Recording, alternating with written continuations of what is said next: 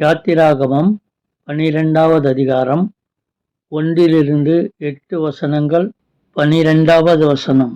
கர்த்தர் எகிப்து தேசத்திலே மோசேயையும் ஆரோனையும் நோக்கி, இந்த மாதம் உங்களுக்கு பிரதான மாதம், இது உங்களுக்கு வருஷத்தின் முதல் மாதமாயிருப்பதாக. நீங்கள் இஸ்ரவேல் சபையார் யாவரையும் நோக்கி, இந்த மாதம் 10ஆம் தேதியில் வீட்டுத் தலைவர்கள் வீட்டுக்கு ஒரு ஆட்டுக்குட்டியாக ஒவ்வொருவரும் ஒவ்வொரு ஆட்டுக்குட்டியை தெரிந்து கொள்ள கடவர்கள். ஒரு வீட்டில் இருக்கிறவர்கள் ஒரு ஆட்டுக்குட்டியை புசிக்கிறதற்கு போதுமான பேர்களாய் இராமற் போனால், அவனும் அவன் சமீபத்தில் இருக்கிற அவனுடைய அயல் வீட்டுக்காரனும் தங்களிடத்தில் உள்ள ஆத்துமாக்களின் இலக்கத்திற்கு தக்கதாக ஒரு ஆட்டுக்குட்டியை தெரிந்து கொள்ள வேண்டும். அந்த ஆட்டுக்குட்டி பழுதற்றதும் ஆணும் ஒரு வயதுள்ளதுமாய் இருக்க வேண்டும். செம்மறி ஆடுகளிலாவது வெள்ளாடுகளிலாவது அதை தெரிந்து கொள்ளலாம்.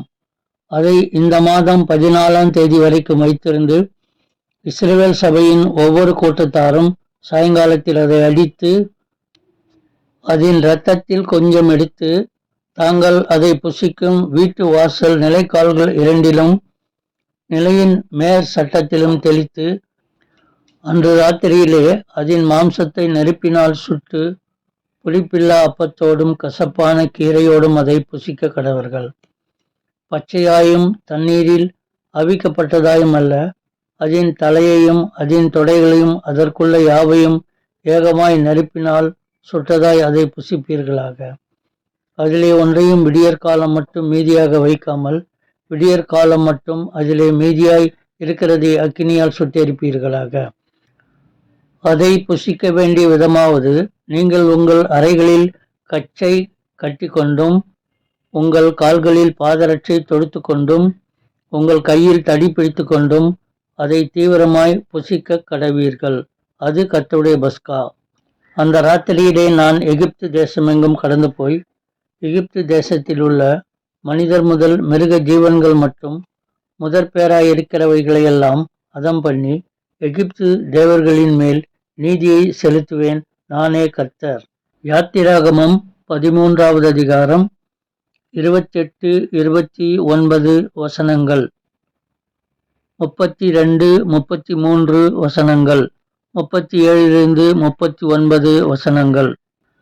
இஸ்ரவேல் புத்திரர் போய் அப்படியே செய்தார்கள். கர்த்தர் மோசேக்கும் ஆரோனுக்கும் கட்டளையிட்டபடியே செய்தார்கள். நடுராத்திரியிலே சிங்காசனத்தின் மேல் வீற்றிருக்கும் பார்வோனுடைய தலைப்பிள்ளை முதல் காவல் கிடங்கிலிருக்கும் சிறைப்பட்டவனின் தலைப்பிள்ளை வரைக்கும் எகிப்து தேசத்தில் இருந்த முதற்பேர் அனைத்தையும் மிருக ஜீவன்களின் தலையீட்டனைத்தையும் கர்த்தர் அழித்தார். அப்பொழுது பார்வோனும் அவனுடைய சகல ஊழியக்காரரும் எகிப்தியர் யாவரும் ராத்திரியிலே எழுந்திருந்தார்கள். மகா கூக்குரல் எகிப்திலே உண்டாயிற்று. சாவில்லாத ஒரு வீடும் இருந்ததில்லை. ராத்திரியிலே அவன் மோசேயையும் ஆரோனையும் அழைப்பித்து, நீங்களும் இஸ்ரவேல் புத்திரரும் எழுந்து என் ஜனங்களை விட்டு புறப்பட்டு போய் நீங்கள் சொன்னபடியே கர்த்தருக்கு ஆராதனை செய்யுங்கள். நீங்கள் சொன்னபடியே உங்கள் ஆடு மாடுகளையும் ஓட்டி கொண்டு போங்கள். என்னையும் ஆசீர்வதியுங்கள் என்றான். எகிப்தியர், நாங்கள் எல்லாரும் சாகுறோமே என்று சொல்லி தீவிரமாய் அந்த ஜனங்களை தேசத்திலிருந்து அனுப்பிவிட அவர்களை மிகவும் துரிதப்படுத்தினார்கள். இஸ்ரவேல் புத்திரர் ராமசேசை விட்டு கால்நடையாய் பிரயாணம் பண்ணி சுக்கோத்துக்கு போனார்கள். அவர்கள் பிள்ளைகள் தவிர 6 லட்சம் புருஷராயிருந்தார்கள். அவர்களோட கூட பல ஜாதியான ஜனங்கள் அநேகர் போனதுமன்றி மிகுதியான ஆடு மாடுகள் முதலான மிருக ஜீவன்களும் போயிற்று. எகிப்திலிருந்து ஜனங்கள் கொண்டு வந்த பிசைந்த மாவை புளிப்பில்லா அப்பங்களாக சுட்டார்கள். அவர்கள் எகிப்தில் தரிக்க கூடாமல் துரத்தி விடப்பட்டதினால் அது புளியாதிருந்தது. அவர்கள் தங்களுக்கு வழிக்கென்று ஒன்றும் ஆயத்தம் பண்ணவில்லை. இஸ்ரவேல் புத்திரர் எகிப்திலே குடியிருந்த காலம் 430 வருஷம். யாத்திராகமம் 13வது அதிகாரம் 17வது வசனத்திலிருந்து 22 வசனங்கள் வரை.